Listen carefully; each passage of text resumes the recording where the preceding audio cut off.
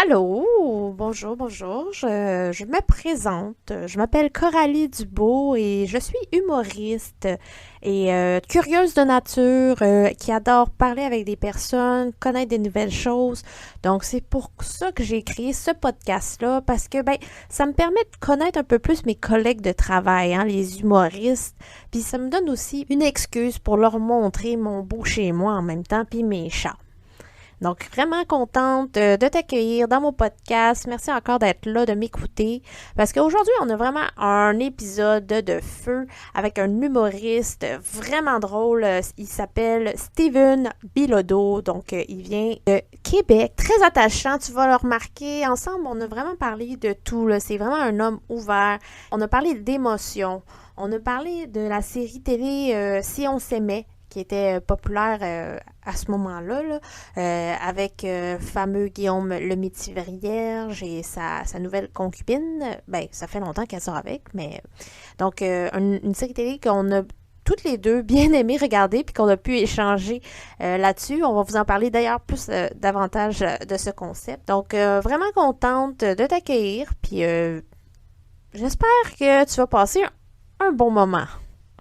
Je m'appelle Coralie Dubois, je suis humoriste et je te souhaite bonne écoute.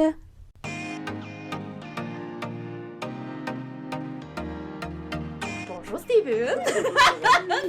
c'est jamais normal quand je commence. Non? C'est toujours awkward? Oui, c'est toujours awkward. J'aime ça quand c'est awkward. Et puis là, on va informer les auditeurs que ça fait 2 heures qu'on jase ensemble. Oui. Donc, on n'a plus rien à se dire. C'est non, ça qui est le fun. C'est ça. L'épisode est déjà fini. Vous avez manqué le meilleur. Ouais, mais merci d'avoir été là et on se revoit à l'année prochaine. Oh my God, bon. Mais merci de me recevoir sur ton podcast. Écoute, merci à toi. C'est un privilège hein, pour un humoriste de participer au podcast. Puis je pense qu'on ne dit pas assez à quel point c'est généreux pour les gens qui ont un podcast de nous inviter à se faire découvrir par leurs fans, leur public. Ben oui, écoute, je suis contente. Moi, c'est le contraire. Là. Je me sens tellement choyée d'avoir du monde comme toi qui veulent participer à un projet qui y accorde du temps, tu t'es déplacé, tu sais, c'est pas à côté, là, Terrebonne, là, on va se le dire. Là. Fait que c'est de la route. Fait que c'est vraiment, moi, c'est de la reconnaissance pour t'avoir déplacé, du temps que tu me donnes. Puis dans ton style d'humour aussi, je t'ai invité, je trouve ça le fun parce que tu fais du roast, j'appelle du l'humour noir, puis c'est quelque chose que peut-être... C'est vrai, c'est ça que je fais? Ben je trouve que j'appelle ça du roast, mais peut-être pas... tu sais, là, t'es capable de te moquer, exemple, de Safia Nolin, mais c'est comme bien... Tu sais qu'en partant, tu viens de me mettre sur un terrain glissant. Oh non, pour vrai? Oui. Ah. Parce que je vais mettre les gens dans le contexte. On va couper au pire si tu veux. Mais non, c'est pas vrai. Non, j'assume ce que je dis, mais... En fait, j'ai rien contre Safia, au contraire, je trouve que c'est une artiste incroyable. Mais une des blagues que je faisais, c'est que dans ma présentation, je dis que je suis un homme qui vit à Ottawa, mais j'ai grandi à Québec, comme Safia Nolin, j'ai grossi à Limoilou. C'était juste factuel, le fait que tout le monde connaît Safia Nolin, connaît pas moi. Mm-hmm. Tout le monde sait que je suis gros, et que maintenant, il faut une association. Où est-ce que j'ai pu grossir? Oh non! Okay. Mais oui. J'aime ça être polarisant. Mais tout ce que je dis qui peut être polarisant, c'est pas des choses nécessairement que je pense ou qui sont appuyées d'une intention malveillante. Au contraire, je serais choyé d'avoir Safia Nolin en première partie de mon one-man show. Ça serait très drôle de voir Safia Nolin. Ça serait le fun. J'aimerais ça voir. Je suis certain que Safia est très drôle aussi. Bonne. Oui, je suis sûre. Dans son style d'humour, qui est probablement pas de l'humour noir. Non. Je sais pas. Je sais pas. Il faudrait demander. Je pourrais y écrire. Si tu pouvais être un humoriste, ce serait quoi ton type d'humour, par curiosité? Oui. Ou est-ce que l'humour t'intéresse? Ouais. Question. Ah oui, j'avoue. Je sais pas, parce que j'ai l'impression que sa démarche artistique est souvent mélancolique, souvent dramatique. Puis t'es la bonne personne pour juger de ses œuvres. Là. Tu travailles là-dedans. Et je suis pas nécessairement attiré par quelqu'un de mélancolique ou est-ce que ses œuvres sont tristes. Je suis quelqu'un qui aime ça rester dans la lumière, dans le joyeux, mais je peux reconnaître qu'elle a énormément de talent. Très, très. Et je souhaite que des fois, cette antipathie-là qu'elle peut avoir avec certaines personnes du public s'estompe avec le temps, puis qu'on voit juste le positif en arrière de cette création. Mm-hmm. Anyways, je t'ai amené sur une autre. Oui, j'étais comme... Ben, on aime beaucoup les artistes québécois, hein, pour ça qu'on aime en parler. Ouais. C'est des sujets des fois polarisants, des bons référents. Ben, c'est justement ça, tes blagues qui font des bons référents, des bons référents aux artistes québécois. J'aime beaucoup faire des name drops. Ouais. J'aime beaucoup ça, puis je trouve que c'est quelque chose qui est... je trouve que c'est quelque chose que les gens réagissent beaucoup quand on parle de personnalités connues ou d'une situation de l'actualité. J'ai toujours l'impression que ça va chercher un petit peu plus les gens quand on fait référence à une personnalité publique. Totalement, parce qu'ils savent qui c'est, puis ils peuvent se poser, ben ils peuvent se dire, ah ok, tu sais, au moins avoir le bon référencement, ça fait en sorte que on dirait qu'on est plus inclus, c'est plus inclusif, l'humour au Québec. Il y a une image qui vient avec ça, il y a une saveur, il y a tout un contenu qui fait pas nécessairement partie de la blague, mais qui peut renforcer la blague en soi. Mm-hmm. Le punch est vraiment plus là, Oui. Aïe, aïe. Puis aussi, tu as fait l'humour 4 saisons, là, aussi, à Gatineau. J'ai fait ma première production télé. Bravo. Merci beaucoup. La deuxième saison les 4 saisons de l'humour TV, ça a été tourné à la brasserie 1844 dans la région de Castleman, en Ontario. Très, très fier de cette production-là. Très fier puis privilégié d'avoir été capable de présenter un 10 minutes de stand-up sans nécessairement avoir eu des avocats qui sont passés au travers de mes textes. Donc, j'avais une forme de carte blanche sur mes propos, sur les blagues que j'allais raconter sur scène, et qui allaient être après ça diffusées sur TV1 et Belle Fibre. Éventuellement, j'aimerais ça que ça soit vendu à un grand canal, mais on n'a pas de contrôle là-dessus. Très, très content de l'expérience avec l'équipe de production. Ils ont été très professionnels. Les humoristes qui ont fait la production avec moi, de grands talents. Et on est tous très fiers aujourd'hui d'avoir cette captation télé-là. Mais surtout aussi, tu as des beaux projets qui viennent en ce moment parce que c'était déjà fait, là. Tu as eu ton show d'humour. Je suis en train d'enregistrer. Oui, mais c'est correct, on peut la laisser, là. Ça donne un côté très humain. Ah oui, on va avoir juste une créature de l'ombre qui va passer dans la captation, mais c'est pas grave. Oui, c'est vrai, tes beaux projets. Là, ça s'est bien passé, ton show d'humour sur... c'était la première fois, là, la retraite. L'heure de la retraite L'heure de la retraite a sonné. Qui est mon one-man show, qui se veut évolutif. Depuis 2020 que ce spectacle-là est au monde, mais c'est un spectacle comme je l'ai mentionné, qui se veut évolutif. Ouais, donc, si on voit le premier spectacle, et on le voit aujourd'hui, ben déjà, le spectacle a changé, il a évolué. Avec moi, avec mon contenu, avec mes propos, les blagues que je trouve moins pertinentes aujourd'hui sont retirées du spectacle, sont remplacées par d'autres choses, parce que je suis toujours en train d'écrire, de produire des capsules humoristiques, qui, après ça... il y a du contenu qui va être adapté pour la scène, pour le stand-up. Fait que je suis très, très fier de ça. Tôt dans ma carrière d'humoriste de la relève, de produire un 75 minutes. Mais je suis allé avec la demande. Les gens avaient envie de me voir sur scène plus longtemps. Et c'est l'une des façons que j'ai trouvé d'aller à la rencontre de ceux qui voulaient en avoir un petit peu plus de moi, de produire ou de payer quelqu'un pour produire mon spectacle là, dans une ville ou dans un autre. Oui, parce que tu as fait Poutine Bar, Limoilou, j'ai Pont-Tiron là, dans ma tête à Québec, mais c'est pas son nom, c'est pas ce nom-là. Julie Pontbriand? Oui, qui a fait la production de ma grande première. C'est ça, oui. À Québec, à la salle de Bourgneuf. C'est de là que j'ai réalisé, parce que la première fois c'était un premier 60 minutes que j'avais sorti dans ce temps-là. Je voulais voir c'était quoi la réaction du public, parce que oui, dans la salle, tu as des amis, tu as de la famille. C'est souvent la première représentation et pas nécessairement le reflet de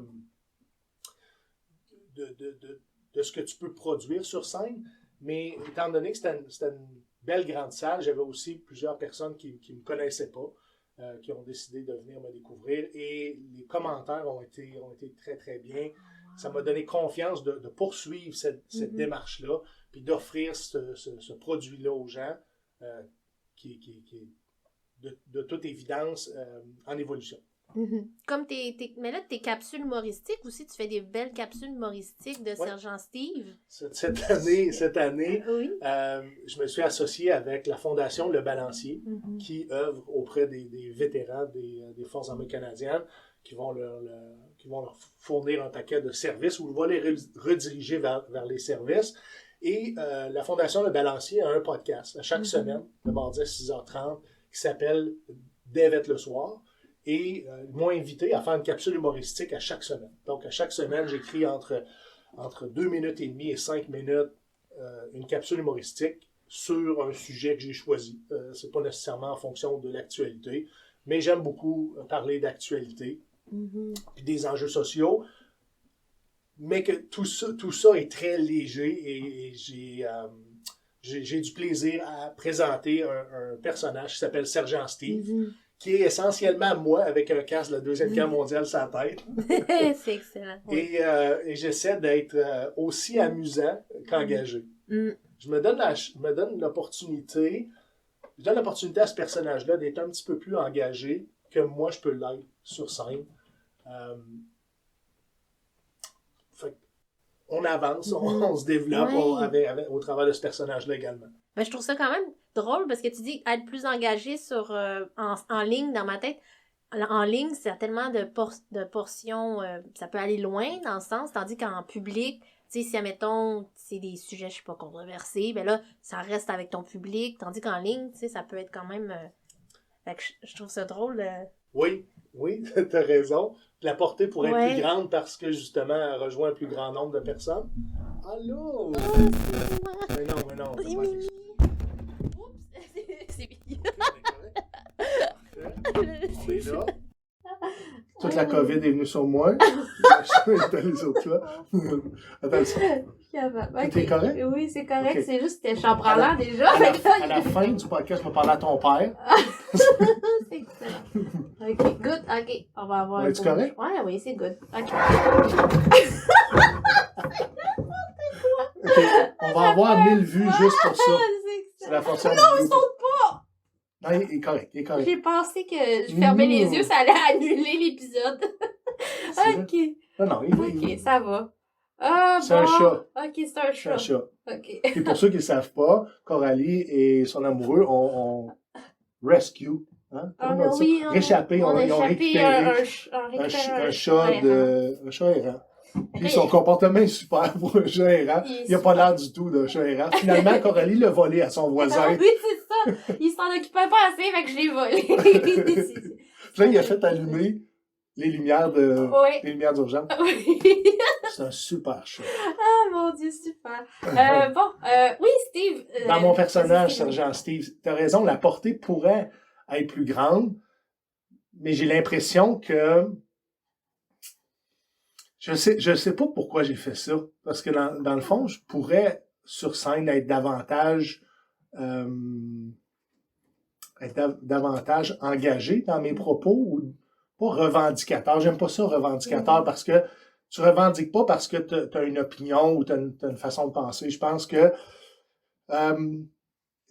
comme tout le monde, quand on discute avec les gens, des fois, on peut véhiculer certaines émotions au travers de prises de position. Je pense que c'est ce que ce personnage-là me permet de faire. Ah, OK. J'aime ça. Mais tout en restant amusant. Parce que le but de l'humour, c'est faire rire. Fait que c'est le véhicule, le personnage, ça te permet tellement de véhiculer des messages que même toi, peut-être, des fois, tu penses pas vraiment, mais qu'il y a comme un entonnoir, ça fait un bon entonnoir entre toi et le public. Oui. Mais tu sais, souvent, dans les spectacles, tu voudras pas laisser les gens sur certaines réflexions. Dans la capsule humoristique, tu peux le faire. Parce que les gens sont plus dans le contexte une fois que la capsule est écoutée. Tu sais, ils sont plus... Ils pourraient être émotionnellement déstabilisés. Chez eux, ça dérange pas. Dans une salle, il faut que tu récupères cette déstabilisation-là que tu as provoquée.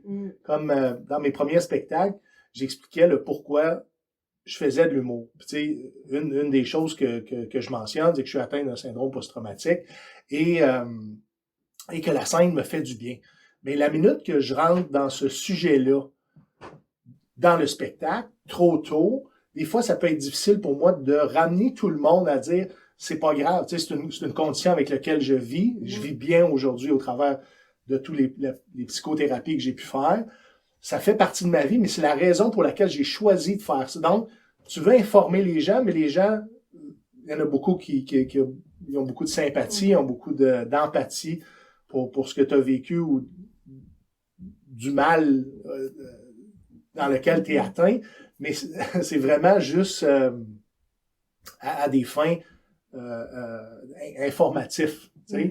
Donc maintenant, je le place un petit peu plus loin dans le spectacle. Comme ça, c'est plus facile pour moi si les gens tombent vraiment beaucoup très empathiques ou sympathiques envers mes propos, c'est plus facile à récupérer quand il y en a un petit bout de fait.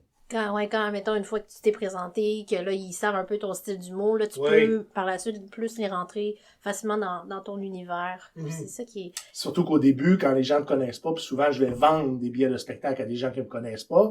Est-ce qu'il est fragile? Es-tu OK avec ça? Fait que les gens, systématiquement, veulent que je réussisse, veulent que je sois dans un bon mood pour le spectacle. Et quand les propos viennent trop vite, j'ai appris que c'était pas contre-productif, mais que j'avais moins de succès que si je le plaçais un petit peu plus loin. Donc, dans mon spectacle, la mise en scène, c'est une des choses aussi qui évolue. Et bien sûr, les textes, en fonction de ma formation continue, mon expérience, mes projets. Tes beaux projets. Puis là, en plus, là, aujourd'hui, je t'ai emmené parce que moi, je veux te connaître à l'extérieur de ta profession. Fait que là, je t'avais envoyé une liste de 10 questions avant notre rencontre. Là, tu sais que j'ai grossi à Limoilou. Ah oui, ça, là, je sais. Là, c'est fait. Là, à Limoilou, t'as grossi, on accepte. Ça serait quoi le pendant de Limoilou sur la rive nord de Montréal? Le pendant de Limoilou, c'est une bonne question parce que c'est pas tout... Ça serait tout Saint-Eustache? Ouais, c'est quand même... parce que c'est vraiment une zone qui est vraiment pas ville, là. C'est plus régional. Ouais, plus rural. Rural, ouais. Saint-Eustache, peut-être la plaine à Terrebonne, je sais pas. Y a-tu beaucoup? Il y a des champs, des grandes maisons où il y a des grandes cours, là. Oui. Ouais, je pense que ce serait peut-être... la plaine. Ouais, la plaine. Si on monte plus loin, t'as Saint-Lin. Ouais, Saint-Lin. Sainte-Sophie. Ouais, Sainte-Sophie. Sainte-Sophie, est-ce que c'est plus loin que Saint-Lin? Oui, c'est plus loin que Saint-Lin, Okay. Sainte-Sophie. Ça, c'est de l'information. Tu vois, tes auditeurs vont avoir hâte d'avoir. Wow, OK. C'est bon. Comme ça, ils peuvent savoir que Limoilou, par rapport à leur zone... Toi, tu viens de Saint-Lin?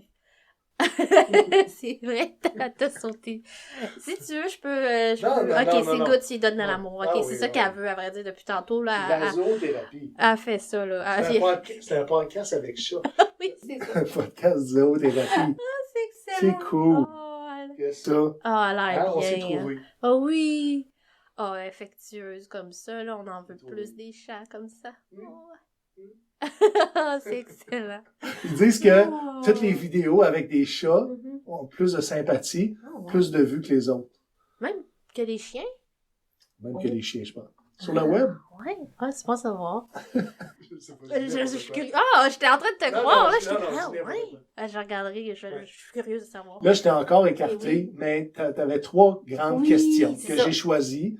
Je trouvais ça intéressant aussi que tu aies un podcast qui allait ailleurs.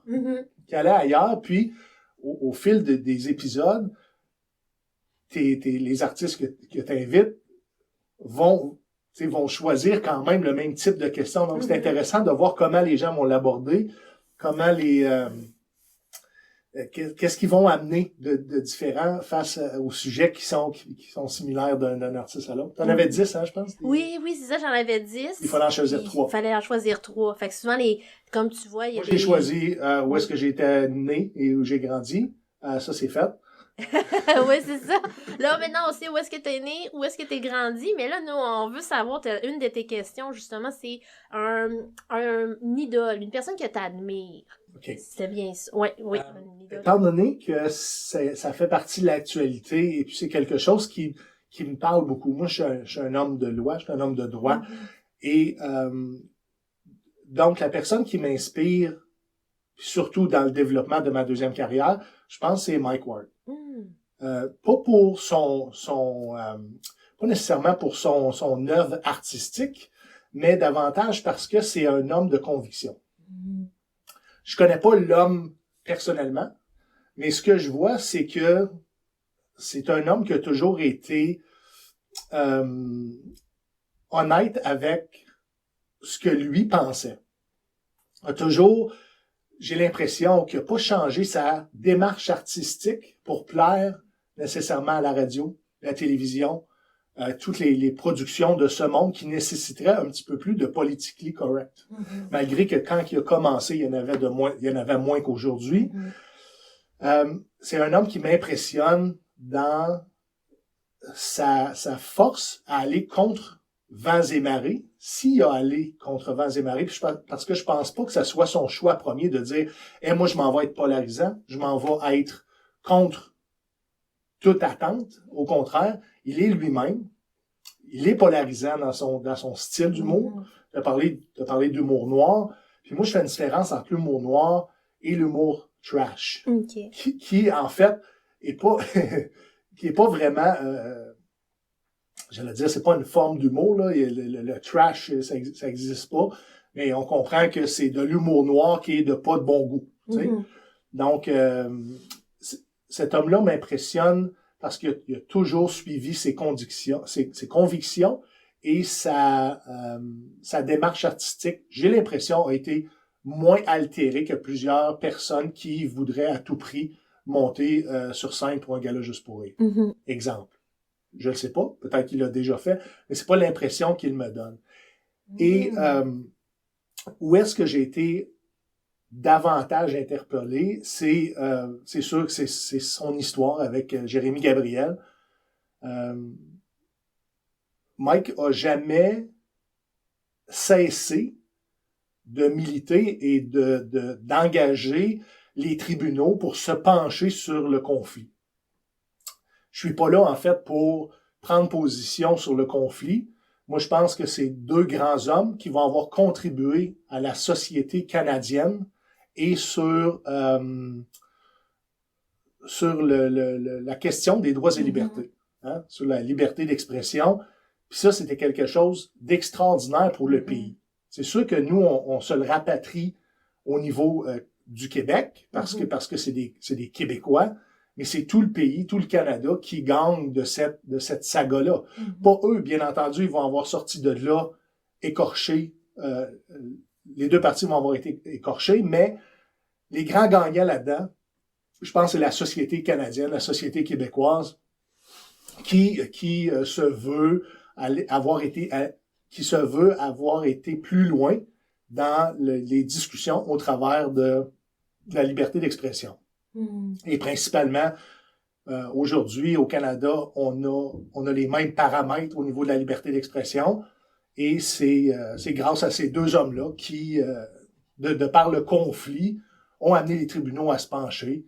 Et on a aujourd'hui l'heure juste sur les paramètres de la liberté d'expression. C'est vrai. Grossièrement, qui sont... on n'a pas le droit d'incitation à la haine, on n'a pas le droit d'incitation à la violence. C'est comme si ça avait mis comme un cadre, ce débat-là, ça avait mis un cadre jusqu'où la liberté d'expression, qu'est-ce qu'on veut dire par liberté d'expression, les droits de la personne, c'est quand tu as dépassé la limite, parce que ça a été comme le verdict final, ça a expliqué, là, ça a été quand même bien sur 5 Il y avait plusieurs volets. Oui, c'est ça. Il y avait, ça refait un retour sur toutes les règles pour mieux savoir sur quel terrain on joue, puis de voir aussi que le terrain il est glissant aussi certaines fois. Tu as raison, et ça l'a aussi fait réaliser aux gens qu'il n'y a pas un tribunal, même la Cour suprême n'a pas prévalence sur le tribunal des droits de la personne du Québec. Mm-hmm. Ce qui était, pour moi, c'était une surprise. Tu sais, moi, dans ma tête, sans avoir été vérifié, je croyais que la Cour suprême avait préséance sur à peu près toutes les autres cours au Canada, mais c'est pas le cas. C'est pas le cas. Et c'est intéressant de voir comment la Cour suprême a dealé aussi avec un jugement de culpabilité de la part du tribunal des droits de la personne au Québec. Fait que je pense les Canadiens ont gagné de tout ça. Malheureusement, c'est sûr que ça a laissé des séquelles, mais je pense que c'était nécessaire. Et ça l'est d'autant plus parce que le Québec est après aussi embarqué dans un mouvement de cancel culture. Je ne sais pas comment le dire en français, de culture d'annulation, où est-ce que des groupes de personnes s'attarderaient à savoir qu'est-ce qu'on peut dire, qu'est-ce qu'on peut pas dire, même si c'est à l'intérieur des limites de la liberté d'expression au Canada. Donc, on serait à même de juger par un groupe dans la société qu'est-ce que tu peux dire, qu'est-ce que tu peux pas dire. Puis c'est même pas en fonction des lois du pays, tu sais, ou de la permissivité de la loi. Et je trouvais ça d'autant plus important. Donc, c'est un homme qui m'inspire. Bien entendu, il y avait, faut que je le mentionne, là, il y avait les moyens de ses ambitions, dans le sens que s'il avait pas été millionnaire, jamais il se serait rendu là, probablement, parce que ça coûte énormément d'argent de se faire entendre devant la Cour suprême. Et de ce que j'ai pu entendu dire également, mais c'est un homme très, très généreux, très altruiste. Il aurait parti un fonds aussi pour aider éventuellement quelqu'un qui aurait à se défendre dans un tribunal, dans un autre, pour un peu les mêmes questions litigieuses. Fait que c'est d'autant plus... je suis d'autant plus impressionné par cette personne-là qui ne s'est pas arrêtée au jugement, même si il est sorti de cette cause-là gagnant, qui va y laisser un legs davantage. Puis justement, je trouve, avant que le verdict soit lancé, j'étais allée voir son spectacle à Mike Ward, c'est Noir. Oui. Et justement, ce qui était drôle, c'est parce qu'il était le sujet polarisé. Fait que c'est intéressant qu'il en ait pris la peine d'en parler. Ben oui, il prend la peine de nous expliquer où est-ce qu'il en est dans ses démarches. Puis il est capable de bien assumer aussi les actions, que ça a été fait, de le contextualiser, d'écarter toute confusion qu'on peut faire, que c'est pas, il y a pas de haine entre les deux, là. C'est vraiment pas penser qu'il y a un camp ennemi puis un camp ennemi. J'ai jamais senti cette cause-là haineuse. Mais je l'ai senti diviser le Québec, bien entendu, parce que, puis je pense que c'est général, il n'y a pas personne qui voulait voir Jérémy Gabriel souffrir. Je pense qu'il n'y a pas personne qui veut voir un être humain souffrir, à moins que cette personne-là ait vraiment fait du mal. Alors, c'était vraiment plus administratif et idéologique que la cause en elle-même. C'est ce que j'ai trouvé phénoménal, de se rendre jusqu'au bout des choses. Puis justement, là, tu me parles que Mike Ward, tu l'aimes bien parce qu'il t'inspire, il est ses convictions, il respecte, il a ses idées, il fonce tête baissée, il est pas là pour plaire aux autres. Puis là, ça m'amène à ma deuxième question, qui est un talent. Est-ce qu'il y a un talent ou un pouvoir que tu aimerais en lien peut-être avec... Qu'est-ce qui t'intéresserait à avoir comme... J'aimerais ça lire dans la tête des gens. J'aimerais ça lire dans la tête des gens. J'ai quand même une capacité de me connecter sur les émotions des autres comme d'une certaine façon, ou de ressentir ce que l'autre personne pourrait ressentir ou pourrait penser. C'est pas une science exacte, là, mais je me suis toujours référé à mon senti pour développer, aborder les gens ou me sauver de certaines personnes. Mais ce que j'aimerais davantage, c'est avoir la capacité de reconnaître ou de connaître l'intention de l'autre. C'est pas tout le monde qui est bienveillant, puis on sait que chaque action est intentionnée. Donc, si je connais l'intention de la personne, si l'intention n'est pas bienveillante, je pourrais me soustraire tout de suite, au lieu de le faire au milieu du projet, où est-ce que tu réalises que cette personne-là n'était pas bien intentionnée. Fait que ça permettrait de me protéger davantage. Puis, si j'ai des gros bras aujourd'hui, c'est une des raisons pour laquelle j'ai des gros bras, c'est parce que j'avais besoin de me protéger. J'avais besoin de me protéger. Pas de faire mal aux gens, mais juste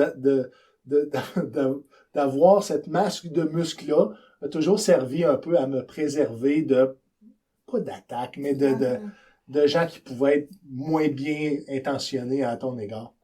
Fait que de lire dans la tête des gens, ça me permettrait aussi d'aller à la rencontre davantage de gens qui ont besoin d'une oreille, de besoin d'une chose ou d'un autre. Tu sais, il y a des gens, tu vas percevoir au départ que, oups, elle file pas. Mais si tu connais la raison pour laquelle elle file pas, c'est encore plus facile d'accepter, mettons, le comportement de l'autre personne, sa position, comment elle va se comporter. Comme mon chat, est-ce que tu penses qu'on pourrait lire dans la pensée de mon chat puis savoir d'avance qu'il va sauter ou... Non. Non? Okay. Non, je pense que ce chat-là est imprévisible. Je vais commencer. Laisse-le glisser vers moi. Okay. Je pense que ça est correct. Désolée, Ah non, il n'y a pas de problème, il n'y a pas de problème. Okay. As-tu de la gomme? J'ai de gomme. J'ai de la Juicy Fruit. C'est une bonne haleine. Ok, t'as vu. Ah, ok. Au pire? Hey, Okay. Tu vois, je pense qu'on va être correct pour là, il est dans son 10 minutes. Ok. 10 minutes. Ben, t'imagines-tu avec tout ce que je serais pris avec, si j'étais capable de lire dans la tête des gens? Je sais pas. Il y a des gens qui ont des pensées assez fucked up, là. Ouais, c'est clair. Ou en fonction d'un besoin ou d'un autre. Ça serait pas juste à mon égard, mais ça serait envers à peu près tout. J'aurais de l'information. Je suis pas nécessairement que je serais prêt à avoir toute cette information-là. Ça serait cool. Ça serait cool. De lire dans la tête des gens pour prévenir ou savoir d'avance leurs intentions. Ouais. Dans l'idée de te protéger si advienne que, ou d'aider, ça peut être aussi d'aider de la personne si elle en a besoin, qui le démontre pas, mais que dans sa tête, ça tourbillonne, ça papillote. Fait que ça peut être, j'ai jamais pensé à ça, c'est le premier super pouvoir qu'on me parle dire dans les pensées. Oui, j'aimerais ça, parce que je suis un gars très sensible et moi, je veux que tout le monde soit heureux, je veux que tout le monde soit bien. Puis quand il y a quelqu'un qui est pas bien, j'aime ça savoir pourquoi. J'aime ça savoir pourquoi, puis si je peux aider. Donc ce serait un pouvoir de super-héros qui me permettrait d'aller à la rencontre d'autres personnes qui peuvent vivre des moments difficiles. Parce que des fois, c'est facile de dire, bon, cette personne-là n'est pas de bonne humeur, mais il y a une raison pourquoi elle n'est pas de bonne humeur. Puis des fois, ça n'a pas rapport avec toi. Mais tu vas ramener ça à toi, si elle n'est pas de bonne humeur, c'est de ma faute, ou je me suis mal comporté, ou j'ai dit quelque chose. Mais des fois, c'est complètement extérieur à toi. Fait que ça permettrait aussi de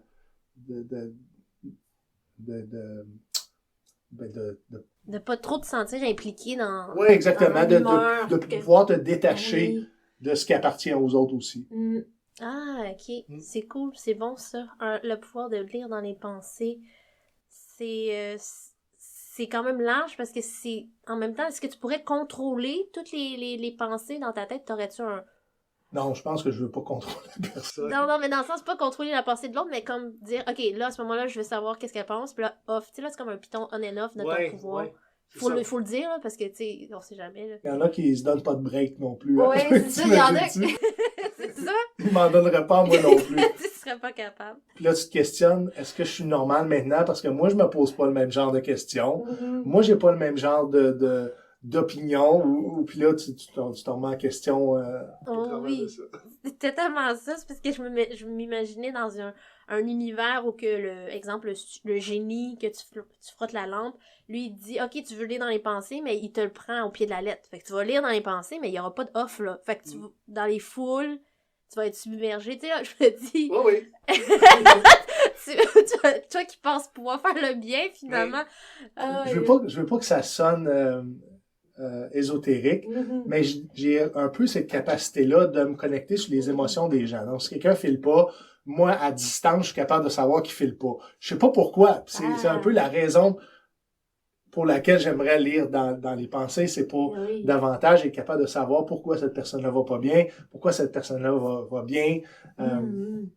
C'est d'en savoir davantage avec cette capacité-là de me connecter sur l'énergie des autres. Mais dans une foule ou dans une place où est-ce qu'il y a beaucoup d'anxiété, beaucoup de colère, ben moi ça draine mon énergie.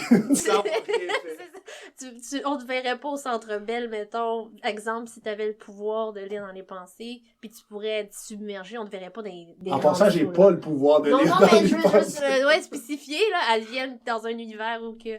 C'est bon de préciser, exemple, et je vends pas rien d'ésotérique non plus, je vends pas de pierre d'énergie. C'est juste son pouvoir, ça vient de son foulard. C'est tant qu'il l'a plus, un foulard, il devient ordinaire, comme tout le monde. C'est excellent. Non, mais j'ai trouvé que j'avais l'air d'un style artiste européen. Oui, c'est vrai, Hein? ça te donne un petit look européen, là. Oui. Comme frisqué, fait frisquet, tu te couvres un peu le cou, là. J'aime ça. Ben pour pas perdre ma voix. Ah hein? oui, aussi. C'est important parce que quand on est un artiste, on peut pas perdre la voix. Ça serait terrible. Tu deviendrais un mime. C'est le pire qui peut arriver. Être un mime. Il y en a qui ont fait leur carrière en mime. Ah oui, c'est vrai.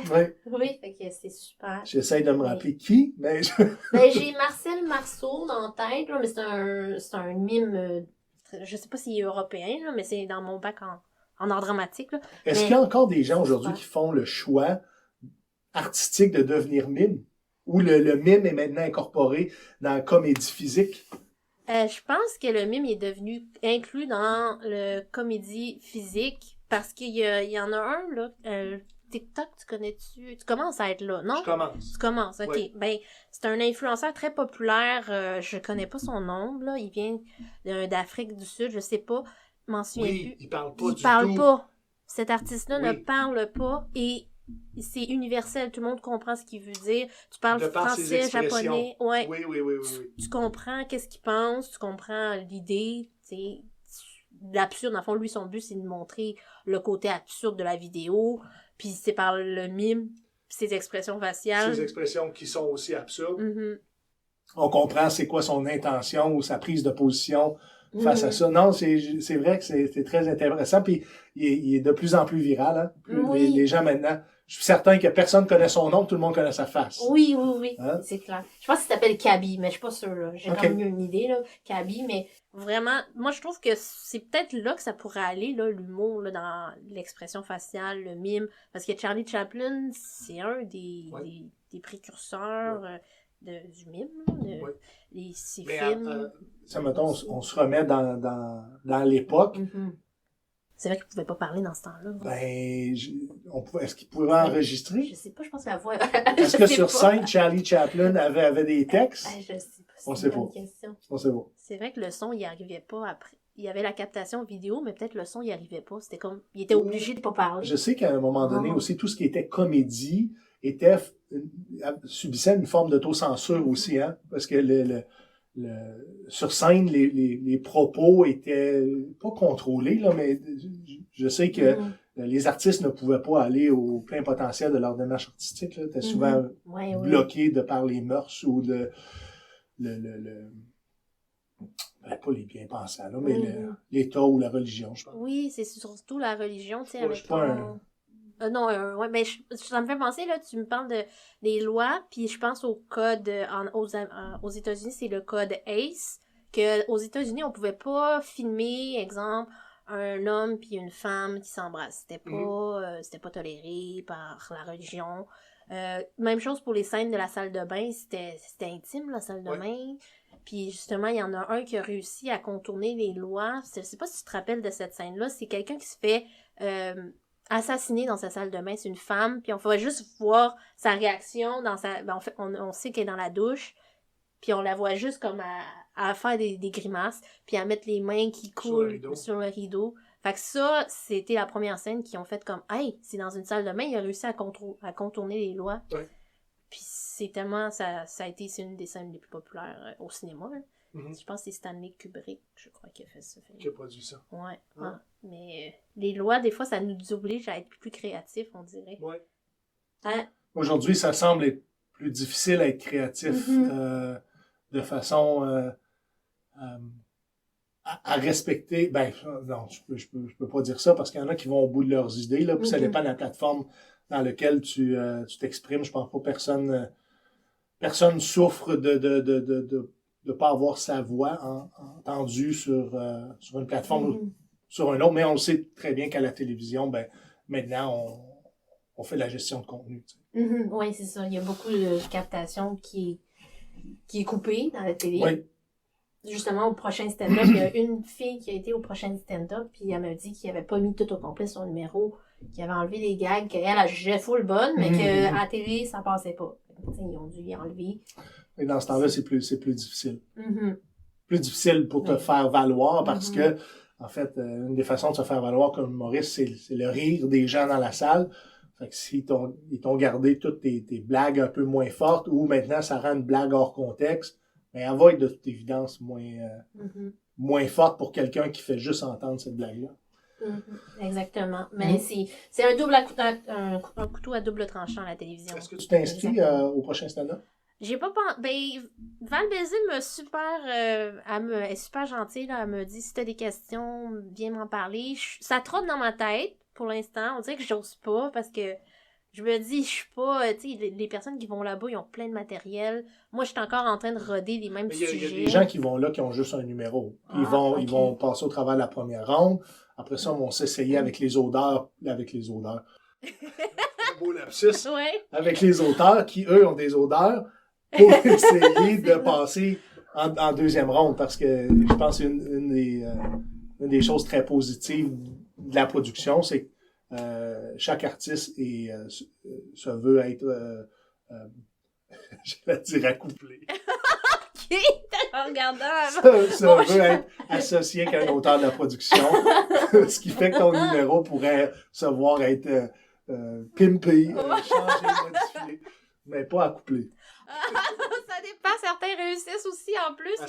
À s'accoupler. Ouais. René Angélil puis Céline Dion, je pense juste à ça, mais il y en a d'autres là aussi. Tu veux pas avoir mon opinion là-dessus? Non. Vraiment le film Aline, by the way, qui est plus en salle, hein? C'est plus en salle? Je pense que c'est plus en salle. Je sais là, pas si Netflix va l'acheter. Ah, c'est une bonne question. Je crois que Prime, Amazon, je sais pas, je sais Amazon qu'on peut. Prime, Ouais, je crois qu'il l'a. Ah oui? Je crois, mais je suis pas sûre. Je sais que ma grande sœur, elle a Amazon Prime, Disney+, puis Netflix, puis elle a pu l'écouter là-dedans. Là. Okay. Un des trois, je sais pas lesquels. Okay. Aline, on va fait qu'elle allez pas voir ça en salle, c'est pas là. Non, c'est gratuit ailleurs. Céline a réussi à le faire sortir des grandes salles. Ouais, exactement. Oh my god, c'est tellement... OK. Fait que... Puis là, on est rendu au troisième. On va shifter au troisième, là. Un moment. Donc, pas ta mère, là. Un moment que t'aimes le plus, que t'aimerais revivre et pourquoi. Ben, ça peut être ta mère aussi. Ouais. Mais un moment que j'aimerais revivre. Hey, j'aimerais ça retourner à la guerre. Ouais. Pour vrai. OK. Pas pour vivre nécessairement un événement traumatique, mais comment je pourrais dire ça? Là, j'en perds mes mots, mais j'aurais envie de retourner au combat, l'instant de vivre l'adrénaline que ça procure. OK. C'est...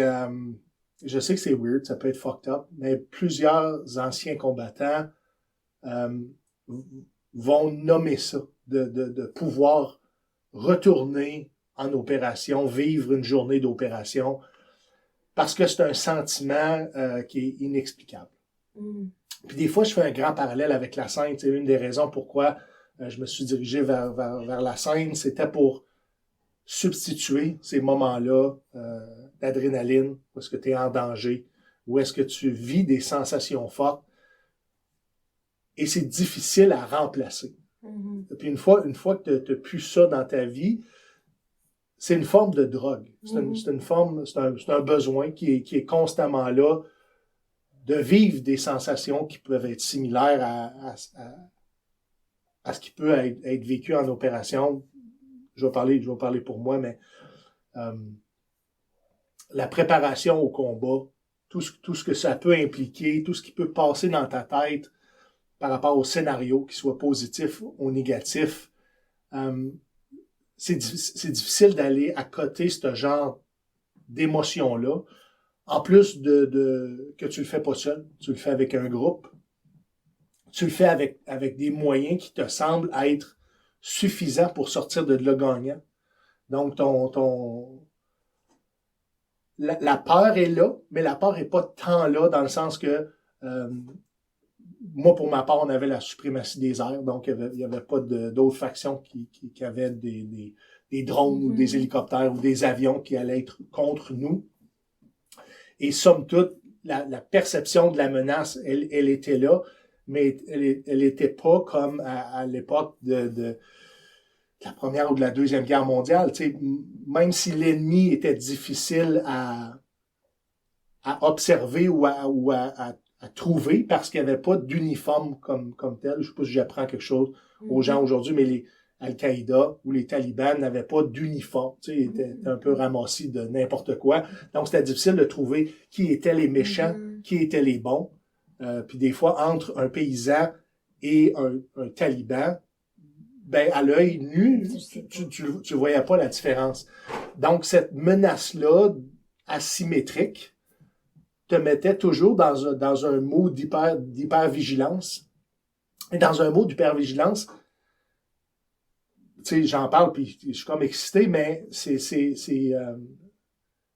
quelque chose qui goûte bon. Quelque chose qui goûte bon. Parce que tu es en contrôle, parce que rien qui t'est arrivé encore de difficile. Donc c'est weird. En même temps, j'aurais le goût de revivre ça, mais en même temps, je sais c'est quoi les conséquences de vivre, exemple, une embuscade. Ça peut être très épeurant, ça peut être, t'es pas en contrôle de rien. Puis probablement ce qui fait en sorte que aujourd'hui je le vois d'une façon positive, si je veux le revivre là, je pense que c'est seulement au niveau du fait que oui, je suis sorti avec un syndrome post-traumatique, mais je suis capable de vivre une vie somme toute équilibrée aujourd'hui.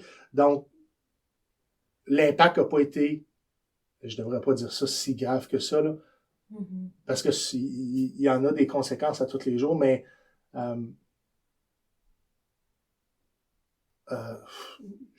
je sais pas où est-ce que je m'en vais avec mon propos. Mais l'impact, dans le fond, tu penses que l'impact est quand même important, mais dans le sens, il aurait pu être pire. Est-ce que c'est dans cette Oui, c'est sûr que ça aurait pu être pire. J'aurais pu sortir de là avec aucune émotion positive ou émotion agréable, ou même si j'avais été plus magané, est-ce que je sais pas, faudrait poser la question à quelqu'un d'autre, mais même si j'en suis resté marqué, c'est une place quand même que j'aimerais retourner.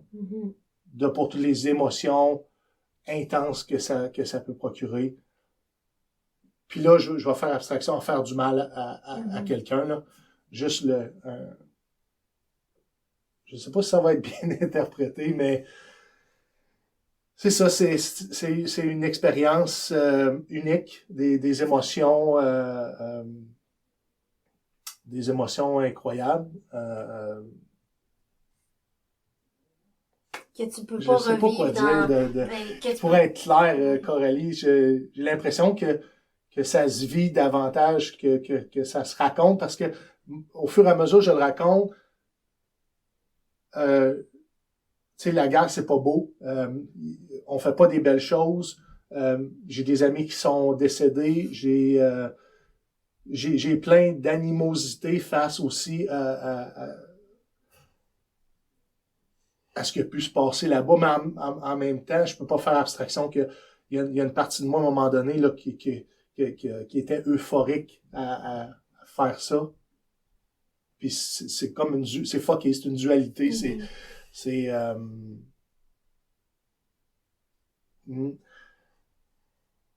ça. Je peux pas comparer, mais je sais une expérience que j'ai vécue qui peut pas se comparer à la tienne, mais que je peux essayer peut-être de verbaliser, qui est vraiment le paintball, là. Mais là, parce que le paintball, c'est l'idée que tu as un fusil à peinture dans les mains, tu peux vivre des embuscades, tu peux te faire tirer à tout moment, tu peux voir du monde tomber, il y a un risque, il y a le risque, il y a l'adrénaline de vouloir survivre, d'être en contrôle de la situation, dans le sens que tu peux te cacher où tu veux, il y a comme des manœuvres, il y a plein de manœuvres que tu peux effectuer, que tu sais que c'est peut être safe pour toi, là. Je pense que la seule différence, c'est que le paintball ne peut pas avoir, puis t'as raison, il y a beaucoup de similarités, c'est l'aspect humain que souvent tu vas penser après coup dans les opérations de guerre, que tu ne penseras pas systématiquement parce qu'il y a plusieurs autres besoins de base qui rentrent en ligne de compte. Mais par la suite, un coup que tu en sors, puis ça fait partie de la blessure, tu te mets à réfléchir si d'un point de vue humain, tu as fait de la bonne chose. Si tu vas être capable de vivre avec toi-même pour le restant de ta vie, si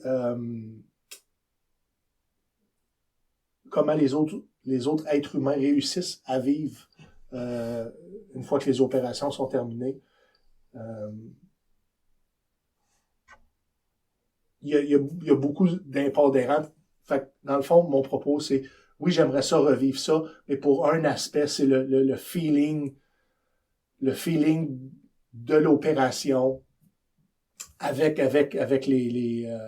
ton équipe de travail et d'en sortir de là le moins magané possible. Mm-hmm. Mais quand on pense plus loin à l'aspect humain, c'est sûr que je voudrais pas vivre ça, sachant que l'humain, avec un grand H, a des répercussions face à ça. Mm-hmm. C'est ça. À un moment donné, tu as parlé de... Ça serait pas égoïste mais ça serait égoïste pour moi de penser que je voudrais revivre ça avec les conséquences que ça peut avoir sur les êtres humains. C'est plus dans le ressenti, les émotions que tu voudrais revivre parce que c'est quelque chose qui t'attire, que t'aimerais revivre, mais non les conséquences de tes gestes ou les actions. Ouais. C'est plus l'émotion sur la situation par rapport à ce que tu vis présentement. Exactement. C'est comme c'est une émotion de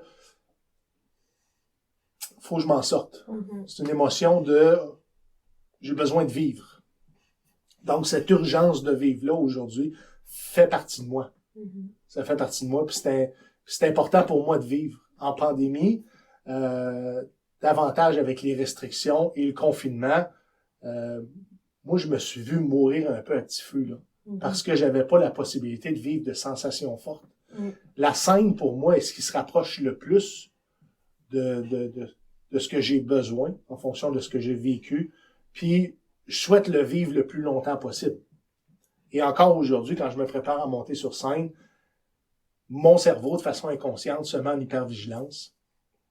Puis, ça me met dans un esprit de combattant, d'une certaine façon, sans être menaçant pour personne, sans avoir envie de combattre les gens. Mais les mécanismes sont les mêmes sur moi aujourd'hui, je pense, par rapport à ce que j'ai vécu. Et c'est quelque chose avec lequel il faut que je deal avant de monter sur scène, parce que mon attitude doit pas être en fonction d'aller combattre, mais d'aller donner un spectacle. Fait que c'est tout ça qui est à moduler, même si mon cerveau, de façon inconsciente, fait un certain travail. Mm-hmm. Qui assimile la situation comme si tu étais en combat, comme si tu étais sur le terrain, alors que non, t'es pas sur le terrain. Non, c'est ça. Mais les émotions, le ressenti est similable. C'est pour ça que ton inconscient a de la difficulté un peu à... Oui, je suis capable de faire la part des choses. Je suis capable je tombe pas dans des flashbacks où j'ai pas une dissociation. Là, tu sais, je suis pleinement conscient de ce qui se passe. Mais ce que je ressens face à faire mon métier d'humoriste peut avoir beaucoup de ressemblances avec ce que j'ai déjà fait. Tu parles de certains écarts. Ça parle, là, je retiens sensation forte, comme quoi c'est quelque chose qui te permet de l'urgence de vivre. Oui. Puis ça me fait penser à des fois, il y a d'autres personnes. Je vais t'expliquer un petit peu plus davantage, c'est que les sensations fortes me permettent de me sentir vivant, parce que aussi, un des symptômes que moi j'ai, c'est que je suis un peu déconnecté émotionnellement. Donc, de vivre ces grands rushs d'adrénaline-là me permet de me sentir vivant davantage. Donc, il est vraiment là le lien. Tu sais, parce que sinon, je ressentirais, mais je ressentirais pas comme je pouvais ressentir quand j'étais jeune. C'est probablement ce qui m'a coûté le plus cher de ma carrière militaire. D'avoir coupé tes émotions. D'avoir perdu une partie du contact avec mes émotions, de ressentir mes émotions, la capacité de ressentir mes émotions. Ça doit être un travail à faire. C'est ce que c'est. Par la suite, je sais qu'il doit y avoir des ressources pour ceux. Oui, j'ai passé au travers de toutes les ressources qui étaient possibles et inimaginables, et puis ça a fonctionné. J'ai une reconnexion réelle avec mes émotions, mais à quel pourcentage, je serais pas capable de te le dire. Je sais qu'il y a une perte, il y a un manque à combler, et mon objectif, c'est d'essayer de récupérer toutes ces sensations-là, tu sais. Puis une des façons de faire, c'est si je vis une émotion, je vais me forcer pour la vivre à fond. De pas refouler les émotions. Parce que si tu refoules, c'est là où est-ce que tu te coupes davantage. Mm-hmm. Donc, aujourd'hui, je me prive pas de pleurer pour une raison ou pour une autre. C'est souvent, même aujourd'hui, je vais pleurer davantage pour les belles choses que pour les mauvaises choses. Mm-hmm. C'est une réaction normale? Je sais pas. Ah, c'est une bonne question. Mais je sais que notre société, c'est dans les émotions, la tristesse, c'est souvent une émotion qu'on réprime au Québec là, ou ailleurs, j'imagine, qu'on réprime. Par exemple, j'ai parlé à une personne du Ouganda, puis elle, là-bas au Ouganda, elle disait que c'était pas bien de montrer qu'on a peur. C'est pas bien qu'on est triste. Fait que de montrer qu'on a peur ou qu'on est triste, c'est un signe de faiblesse. Parce qu'il y a des conséquences aussi. Parce qu'il y a comme des conséquences. Ben, elle parlait plus de quand elle a vécu la guerre quand elle était jeune. Mm-hmm. Et que si ses parents y avaient peur, ils savaient que ça transmettait ça aux enfants. Fait que c'était de réussir à couper son émotion. Puis que là, ça perpétue, là, ça a comme des effets secondaires dans sa vie. Mm-hmm. Puis de se reconnecter avec ses émotions, puis d'accepter que c'est correct de pleurer en public. C'est correct de ressentir de la peur. C'est dans ce chemin-là qu'elle est en train de redécouvrir présentement. Puis je trouve qu'ici au Québec aussi, la tristesse, qui est une émotion totalement légitime, parce que la tristesse, ça te permet de te montrer qu'il y a comme le chapitre est terminé. Je sais pas comment l'expliquer. Puis de passer à autre chose. Oui. Ensuite. Ben, je pense que tout le monde le vit différemment. Mm-hmm. Et tu me fais penser à tous les immigrants qui ont été un jour enfants soldats, ou les enfants qui ont été pris au travers de conflits armés dans leur ville, dans leur pays d'origine. Mm-hmm. On donne pas assez de place, je pense, au Québec à ces gens-là qui aujourd'hui souvent sont rendus adultes sur leur expérience puis l'impact que ça a eu de vivre dans un climat comme ça, dans un conflit là, dans leur pays d'origine. Mm. En fait, je pense que le 11 novembre devrait donner la place aussi à ces enfants-là ou ces jeunes adultes-là qui ont été pris au travers de la guerre, puis de comment ils ont pu s'en sortir, comment ils ont réussi à faire leur chemin au travers d'un environnement complètement instable. Mm-hmm. Mais des fois, c'est même pas les conditions pour montrer ses sentiments, ses émotions aux autres, les nommer. Des fois, c'est même pas la guerre. Des fois, c'est juste un pattern qui se répète. Parce que là, je pense à une télésérie, ça s'appelle Si on s'aimait. Oui. C'est des couples qui se rencontrent, puis qui doivent... Leur but, c'est de briser leur pattern. Puis dans un des couples, le monsieur, lui, son père, il a jamais dit qu'il l'aimait. Fait que là, son père, là, il est décédé, puis il a jamais dit qu'il l'aimait. Puis là, en ce moment, il l'avait jamais dit à son fils. Tu parles de Tim. Oui. Oui. Tu le connais? Oui, j'écoute la série. Ah, je savais pas. J'aime beaucoup la série. Oui, ok. Ouais. Fait que j'aime pas, en fait, Guillaume la Petite Vierge qui démontre à quel point il est pas naturel okay. dans oui, ses propos. Ah, oui. Mais j'aime beaucoup le travail de Lise Sigouin et du travail qui est fait avec les... Avec ils sont là. Ben, je veux dire les couples, là, mais il y en a qui sont là de façon individuelle, puis suit un cheminement qui est plus personnel au travers d'une relation humaine. Là. Parce que c'est pas nécessairement des couples, mais j'adore cette série-là. Oui, moi aussi, ça m'a fait pleurer parce que, tu sais, là, Tim, je le dis d'avance, là, Tim, là, finalement, il a réussi à dire « je t'aime » à son fils pour juste se libérer. Puis le fils, quand on a filmé cette captation-là, ça a été tellement beau à voir, de le savoir. Puis en même temps, qu'est-ce qu'elle disait, Lise Sigouin, c'était que ils viennent de briser un pattern de toute sa famille, parce qu'il le dit à son fils. Puis son fils, il a déjà un fils aussi. Fait qu'il va être peut-être plus enclin à dire aussi « je t'aime » à ton fils. Ça fait comme casser un pattern. C'est ça. Ouais. Fait que des fois, des émotions, ça peut être relié à un événement important dans sa vie, mais ça peut être aussi relié à quelqu'un ou un comportement qu'on est habitué de vivre, de famille en famille. On a compris aussi que les comportements humains à différentes époques n'est pas rendu aujourd'hui... mettons, un enfant qui commence à évoluer dans la société qu'on est aujourd'hui, une société plus évoluée, mais c'est sûr, de la difficulté à comprendre quelqu'un comme Tim qui vivait à une époque où est-ce que les émotions, ben, ça devait pas être partagé, tu sais. En tout cas, du moins, les émotions négatives devaient être cachées. Oui, elles devaient être cachées. Puis c'était souvent aussi pour il doit le savoir. Comment il sait, je fais ça, mais est-ce que tu as dit? Ouais. Là, c'est entre le faire et le dire, ça devient une autre chose. Mais j'ai dit je t'aime à mon père tard dans ma vie aussi. Vraiment tard. Puis j'avais pas réalisé à quel point mon père, mes missions en Afghanistan, ça l'avait affecté. Parce qu'il me l'avait jamais dit, me l'avait jamais démontré. Puis je comprenais pas pourquoi ma dernière mission a duré 10 mois en Afghanistan, en 2007-2008. Et je réalisais pas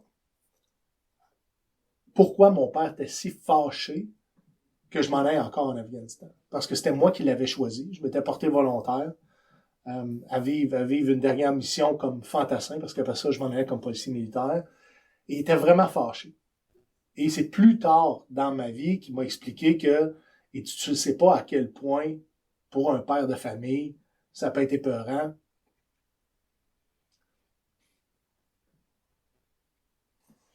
Tiens, je pensais pas pleurer ici aujourd'hui. C'est correct, tu peux faire le... Il faut... Je m'excuse, correct. Non, il faut pas s'excuser. Puis là, tu vois, je fais le contraire de ce que j'ai dit tantôt, que je me bloque. Ouais. Mais il disait que je réalisais pas à quel point ça pouvait être épeurant pour un père de voir son fils partir en guerre. Mm-hmm. C'était une façon de te dire qu'il t'aimait dans cette façon-là, qu'il tenait à toi. Exactement. Qui avait... C'est quand même beau. C'est très beau. C'est très beau. Fait que c'est des choses que je pouvais pas, moi, réaliser parce que j'ai pas d'enfant, bien entendu. Mais c'était comprenable une fois qu'il me l'avait expliqué. Et notre relation s'est grandement améliorée, justement, avec cette ouverture-là, avec de se donner la chance de communiquer nos émotions. On n'a pas été au bout, je pense, de ce que moi j'aurais souhaité, mais c'était suffisamment, quand mon père est décédé, pour être en paix. Tu sais, souvent, les parents vont décéder, puis certaines personnes vont regretter de ne pas avoir dit certaines choses, de ne pas avoir fait certaines choses. Moi, par l'entremise d'un de mes bons amis, j'ai pris mon courage à deux mains, puis je suis allé justement défoncer ce mur-là qui m'avait aussi été enseigné de par mon père pour briser comment on disait ça tantôt, ce cycle-là. Ce cycle-là, oui, le pattern. Fait que c'est sûr que moi, je me voyais aussi dans Tim, si on s'aimait de cette façon-là. Et oui, c'est ça,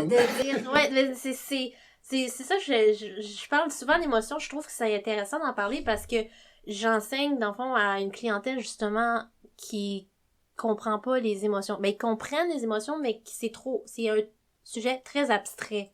C'est des élèves en adaptation scolaire, puis leur expliquer comment décoder le langage non-verbal, comment tu peux savoir si la personne est fâchée, ou comment l'aider à nommer ses émotions, comment on peut savoir que t'es fâché.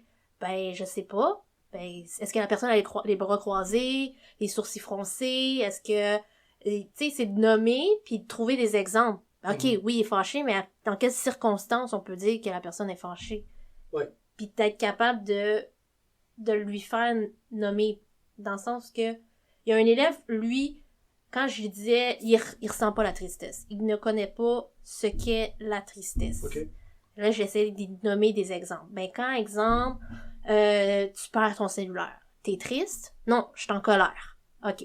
Quand, exemple, tu perds quelqu'un à qui tu tiens beaucoup. Comment tu te sens? Je suis en colère. Donc, pour lui, la tristesse n'existe pas.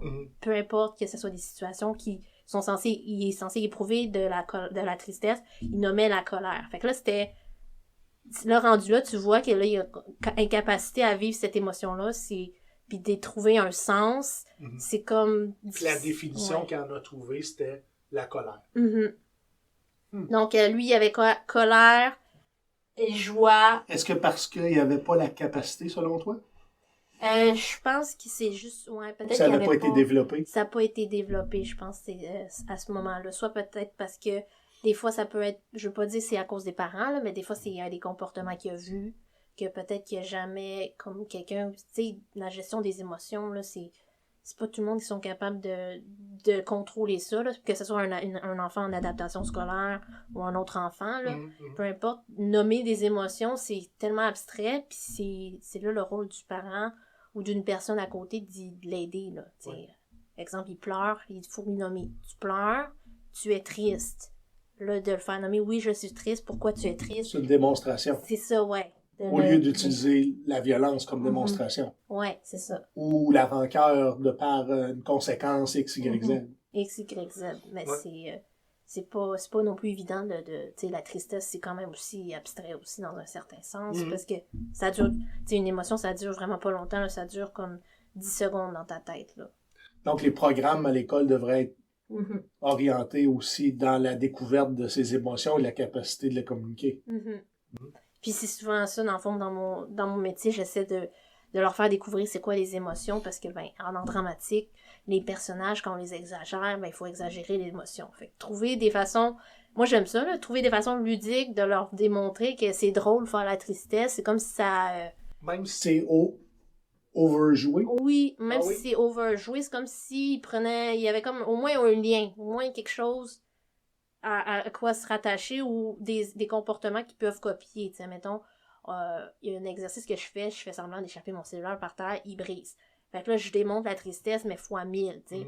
Fait que là, ils doivent me copier, puis là, rendu là, ça fait rire les autres. Fait que là, il y a comme l'acceptation de cette émotion-là. Je sais pas s'ils sont capables de la vivre réellement pour de vrai, sans exagérer. Certains oui, certains non. Je pense que ça dépend, t'es dans quel mood aussi. Tu sais, par rapport à le fait que ma charge émotionnelle face à ce que j'ai raconté sur mon père, tu sais, maintenant, avec l'expérience, je sais que c'est pas étranger non plus à ce que j'ai raconté un petit peu plus tôt, avec ce que j'aimerais revivre. C'est sûr que il y a des images qui sont venues dans ma tête, il y a des émotions qui sont venues dans mon corps, puis ça a créé une charge émotive. Puis ça nourrit d'autres émotions que tu vis au fil de ta journée, là. Tout ça est interconnecté. C'est pas parce que tu as vécu un événement au début de ta journée que l'événement, mettons, au courant de ta journée, où est-ce que tu vas vivre une émotion, ne sera pas nourri par aussi cette charge émotionnelle-là qui a pu être qui n'a pas été vécue au complet. C'est comme un réservoir d'eau que tu n'aurais pas vidé, puis qui s'accumule, puis qui déborde à un moment donné.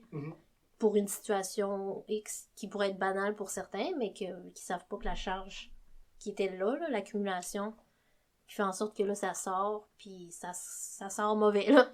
Oui, mais ça sort avec la charge émotionnelle qu'il y avait. Exactement. Fait mais suite à cette charge émotionnelle-là, moi, j'essaie toujours d'en tirer un positif.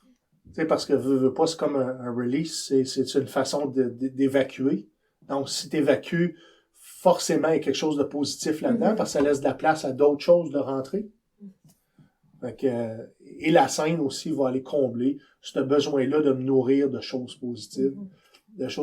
Donc, rarement, tu vas me voir faire un numéro où est-ce qu'il va y avoir une charge négative pour aller toucher les gens ou pour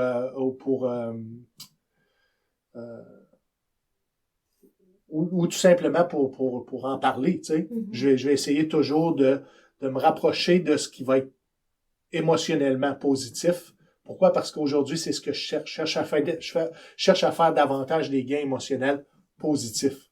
Pas parce que ça me tente pas de tomber là-dedans ou je serais pas capable de le gérer, mais parce que j'en fais le choix de sortir de la scène avec une charge émotionnelle positive, agréable, plutôt que je vais aller toucher les gens, parce que veux pas, ça va me mettre aussi dans un mood, dans une émotion qui va être peut-être différente de celle que je souhaite vivre à toutes les fois que je monte sur scène. Mais en même temps, si, exemple, tu as un propos un peu plus, comme peut-être plus négatif, si, exemple, tu pourrais faire en sorte de le retravailler puis de le rendre après par la suite positif. Oui. Ça dépend toujours comment ça te marque à la fin. OK. Ça dépend toujours ce qui reste. Fait que si ce qui reste une fois que tu es sorti de scène, c'est juste le positif, tant mieux. Tu vas avoir accompli, tu vas faire une pierre deux coups. Mais si t'es neutre ou t'es est partagé entre l'émotion positive, l'émotion positive et l'émotion désagréable, ben, c'est à l'artiste de décider qu'est-ce qu'il a envie de vivre une fois sorti de scène. Parce que sur scène, je pense pas qu'on le vit davantage, mais c'est plus après coup, en tout cas pour moi. Que tu vis. Je le vis sur scène, tu sais, je le vois, mais l'impact est encore plus grand, je pense, une fois que tu sors de scène. Puis en plus, quand tu as fait une bonne job, quand tu as réussi à te valoriser là-dedans, ben écoute, c'est le summum. Oui, c'est vrai. Tu te sens comme accompli à la fin. C'est comme si... Oui, tu te sens accompli. Tu as de l'estime de toi. Ouais. Tu as dit, mon travail a été bien fait parce que moi, je suis satisfait. Les gens semblent satisfaits. Puis on avance là-dedans. En fait, si on fait de la scène, c'est pas simplement pour soi. Là. C'est pas juste égoïste. En tout cas, dans mon cas, c'est pas... je le fais aussi pour la rencontre des autres, des personnes. Leur faire vivre des émotions aussi. Oui. Si on fait un retour à la gestion des émotions. Oui, et si on fait un retour aussi à ce que tu as dit au début, j'aime ça être polarisant. J'aime ça susciter des réactions. Et j'aime ça susciter des réactions qui vont finir en émotions agréables. En émotions agréables. Ouais. Ah, mais moi, je trouve que ça finit bien un podcast. Qu'est-ce que tu en penses? Oui, super. Ouais. Ben, on va arrêter ça là. Écoute, merci de ton ouverture, Steven. C'est vraiment pour moi un privilège d'avoir assisté à tout ça, là, une expérience de la conversation profonde. C'est vraiment... Je trouve que je suis toujours sortie de là avec une autre idée ou grandi, je sais pas comment expliquer. Ouais.